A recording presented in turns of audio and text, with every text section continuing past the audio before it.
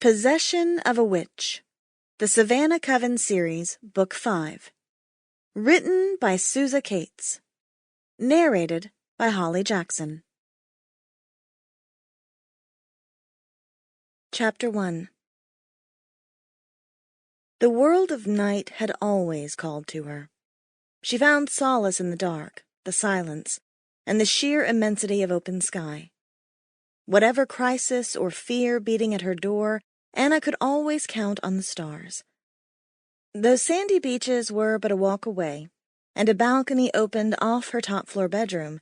The St. Germain witch's favorite place for gazing was still a simple garden path.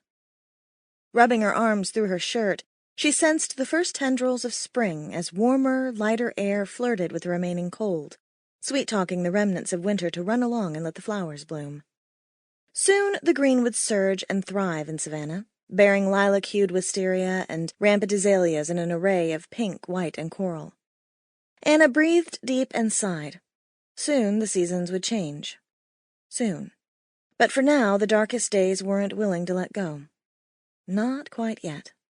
There were things to be learned on this mysterious night, and as a hereditary witch and a gifted clairvoyant, she listened when inner voices spoke, particularly since she and the other 8 women in her coven had been called together to fight an evil greater than most.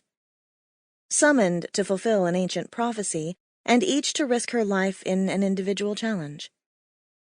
4 of her sisters in magic had faced their trials and won, but with every victory the danger increased.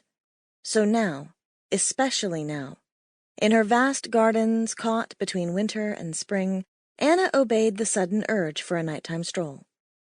Moonlight cast its pale beams over the stone walkways, providing both visibility and enchantment. Wintergreen hollies reflected the illumination, their full leaves a promise that life would return to her well-tended beds.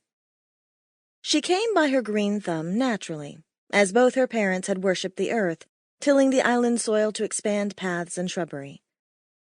High walls of foliage encased most of the area, giving the gardens a sheltered fairy-tale quality.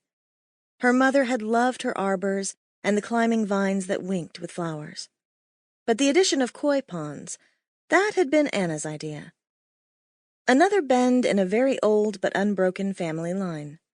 As she eased closer to the water, the only stars she saw now were glimmers reflecting on its surface. Even the brightly colored fish remained below, uninterested or unwilling to disturb the tranquility. Gone were the water lilies that would grace the meandering waterway when the weather warmed, leaving only dark water to gleam beneath a clear sky and round white. Sample complete. Ready to continue?